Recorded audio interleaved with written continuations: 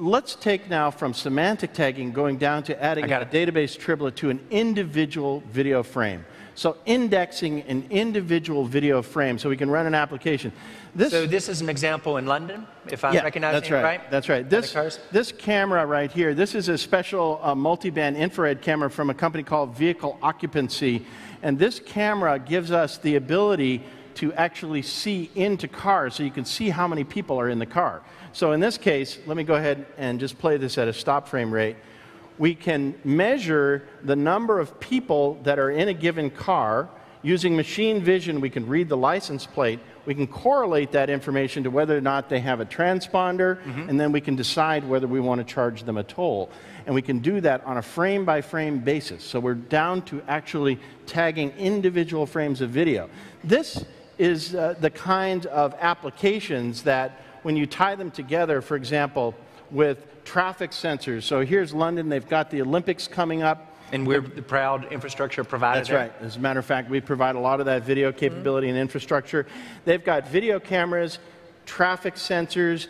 They're looking at license plate. They're reading. This is the kind of big data problem we've been hearing about at the conference this week, that only Cisco's UCS technology, eliminating those bottlenecks of memory and bandwidth, that really are needed to apply to this kind of application. And that's what Larry talked a little bit on Sunday night too, in terms of big data. So what you're really saying, Jim, is that it's an architectural play where you tie together the pieces. This is a smart connected community. You just use the example of safety and security and traffic flow. That's right. The same thing can apply to education or other things. Now, John, we've brought with us an architectural diagram just to show the complexity here of being able to pull these all together, because it's not just the high performance, but you need to be able to do that with the security and the mobility and the video capabilities that we can bring all together through Cisco technology. Jim, well done. I got it. Thank you very much. And everything worked, which is very important. Great. Thank you, John. The heart of our technology is based on the fact that different shortwave infrared wavelengths reflect off a human being's iron-rich red blood cells at different rates.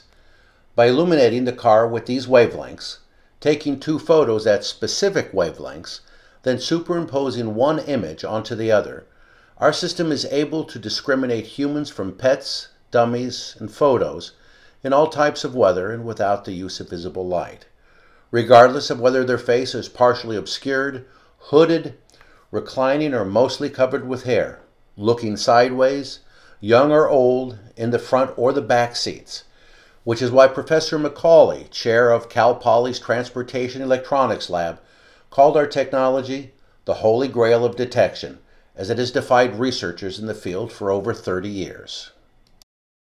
We recently completed independent technology trials for Caltrans in Santa Ana, California.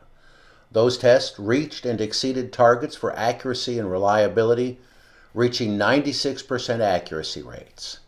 Encouraged by those results, we are now ready for production and market rollout.